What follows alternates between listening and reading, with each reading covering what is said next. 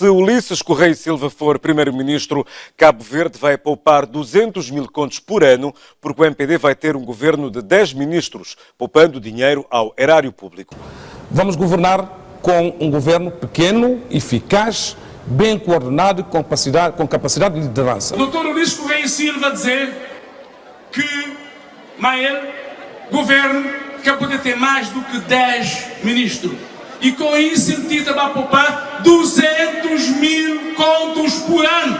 Não tem que ter um governo à nossa medida, à nossa dignidade, é certo? Mas um governo que não para criar postos de trabalho ou para criar privilégios para determinadas pessoas, mas um governo para servir o país. Se eu lhe disser que um governo pequeno, como nós prevemos, de 12 membros do governo, poupará 200 mil contos ao governo, ao Estado de Cabo Verde. Por isso eu creio que ele prometeu e comprometeu que teria um governo altamente compacto, coeso, e quanto menos gente houver, é mais fácil coordenar. Nem são promessas, porque o Ulisses Correia e Silva fez questão de sublinhar que não são promessas, são compromissos que assumiu perante os cabo-verdianos. Quando há falta de receitas, o normal não é começar a fazer cortes nas despesas, principalmente nas menos prioritárias? Ora, este governo faz exatamente o contrário. Aumenta as despesas que já eram insustentáveis, não dá o mínimo de sinal de contenção e pede autorização ao Parlamento para aumentar a dívida pública, solicitando a cumplicidade da oposição. Assiste-se a um forte empolamento da máquina administrativa pública, nomeadamente um governo de dimensão histórica, seguido de criação de cada vez mais estruturas administrativas para acomodar os jobs for the boys e a continuação da total falta de transparência na gestão da coisa pública, com particular destaque para o negócio em torno da Transportadora Aérea Nacional, os TACV. Este primeiro-ministro formou o maior elenco governamental da nossa história, num contexto de crise em que as famílias e as empresas cabo-verdianas passam por grandes dificuldades. Para dizer que o governo deve ser o primeiro a apertar o cinto. O senhor primeiro-ministro falou, disse que estamos a viver uma recessão econômica. É certo que estamos a viver uma recessão econômica e todo mundo está a sentir os efeitos da pandemia. Mas, no entanto, todos os países desenvolvidos, sobretudo, senhor primeiro-ministro, têm dado exemplo, têm reestruturado os seus serviços, têm racionalizado o máximo os recursos públicos e nós, em Cabo Verde, assistimos um governo que, em plena pandemia, nos apresenta um elenco governamental mais grande da história do país. Temos que replicar, senhores deputados. Temos mesmo um governo mais grande na história do país, mesmo na época normal. Pior ainda agora, na época da pandemia, que não justificava termos um elenco governamental tão grande. Sim, a conjuntura económica, como já foi aqui repetido várias vezes, é de incerteza e já o era em maio, quando da constituição do governo. Nesta altura pensamos que o governo perdeu a oportunidade de liderar pelo exemplo ao constituir um elenco governamental obeso. Entendemos sim que ainda é possível corrigir caminho e mostrar congruência entre os discursos e as práticas. E talvez com isso convencer os cabo-verdianos de que o país está efetivamente numa situação de crise económica. Portanto, era neste sentido a minha intervenção, apenas para lembrar ao governo que o exemplo tem que vir de cima, não é? E todos estamos cientes de que já foi aqui repetido várias vezes a questão da obesidade, do governo gordo que nós temos e, entretanto, ninguém se pronuncia a respeito. Muito obrigada, Sr. Presidente. Falam de que o governo é gordo. O governo é gordo para vocês. Para nós, não é gordo. Para nós, é um governo à altura de Cabo Verde. Cabo Verde está à altura do governo que tem. E Cabo Verde tem o governo que o povo escolheu. Cabo Verde tem o governo que o povo escolheu no dia 18 de abril. Eu sei que não é do vosso agrado, mas o povo escolheu e o povo escolhe sempre bem.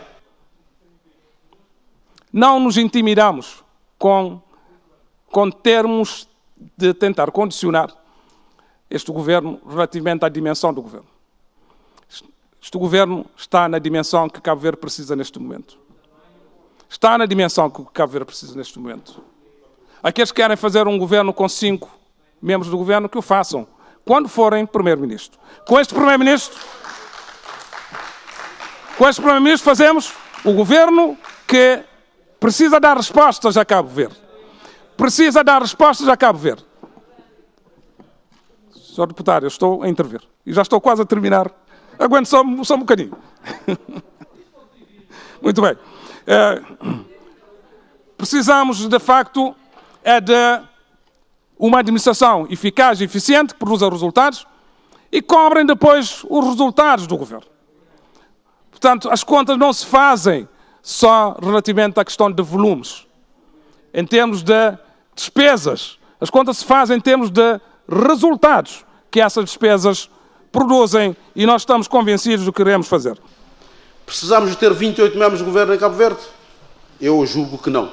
Podemos ter 14 e pouparíamos pelo menos 200 mil contos por ano. Temos problemas de nepotismo, amiguismo, compadrio. Temos. Podemos lutar contra isso? Podemos. Ou, pelo menos, podemos ser menos descarados nesse aspecto. Gastamos com remunerações 24 milhões de contos. Num país com 500 mil habitantes. Somos um Estado despesista ou não somos? Somos. Temos 185 mil pobres. Temos 114 mil pessoas a viverem em extrema pobreza. Temos que fazer contenção de despesa. E aqui a crise pandémica não pode ser desculpa. Pelo contrário, deve obrigar-nos a fazermos contenção. Temos políticos que têm 2 vencimentos, que são reformados, que recebem como reformados e recebem também salário como políticos. Temos no governo? Provavelmente sim. Temos no Parlamento? Provavelmente sim. Temos noutras áreas? Provavelmente sim. Nós somos políticos. Temos que dar exemplos. Se nós aqui nesta casa parlamentar aprovamos uma lei em que dissemos que na administração pública ninguém pode acumular salários, por que os políticos podem acumular? Vamos trazer uma lei para o Parlamento para proibirmos situações deste género. Há, por outro lado, uma questão, Sr. Presidente, de ética republicana que veio à baila nos últimos dias, em como o Banco Central criou uma norma interna que, na prática e de facto, beneficia quadros dessa instituição que são militantes do Movimento para a Democracia. A 2 de junho de 2021, cria-se um normativo interno permitindo a progressão na carreira e o aumento de salários do próprio governador do banco, do atual primeiro-ministro, do senhor vice-primeiro-ministro, de um ministro de Estado, de um deputado da nação eleito nas listas do Movimento para a Democracia. Sr. Presidente, nós não estamos a colocar em causa a legalidade formal desta medida.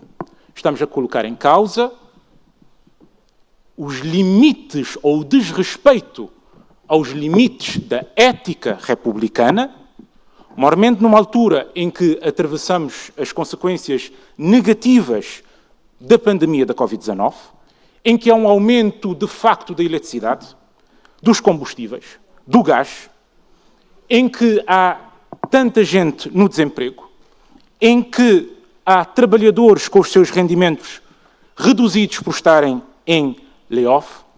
Não é ético, viola a ética republicana, uma norma claramente feita à medida e que beneficia de facto, os mais altos dirigentes do partido que sustenta o poder. Entendemos que esta medida viola os princípios estruturais do Estado de Direito que defendem a ética republicana. Muito obrigado, senhor.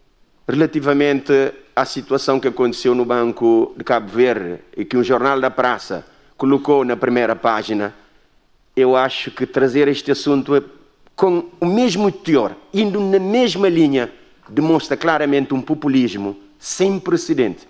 Porque, primeiramente, devia-se informar, porque essa lei sempre existiu. Não é porque se querem lamear as pessoas ou perante situações concretas como se tem feito, porque eu acho que nós aqui nesta casa temos uma responsabilidade, levar o debate, trazer credibilidade, explicar e não confundir a opinião pública. Por isso, devemos trazer aqui situações concretas, não pegar em factos dos jornais e tornar notícia. Muito obrigado. Portanto, se é legalmente formal, não tem nada para dizer e deixe lá a ética republicana que não é chamada aqui em causa. Relativamente às nomeações do INE, do Banco Central, há 5 questões de ética republicana que também são questões legais. Sr. Deputado, também são questões legais. Questões de oportunidade.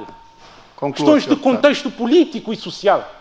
Essas questões colocam, sim, há uma diferença entre a legalidade formal, aquilo que em princípio se pode fazer olhando para a letra da lei, e aquilo que respeita ou não a ética republicana, que também é protegido pela lei. Conclua, por favor, Sr. Deputado. Muito obrigado.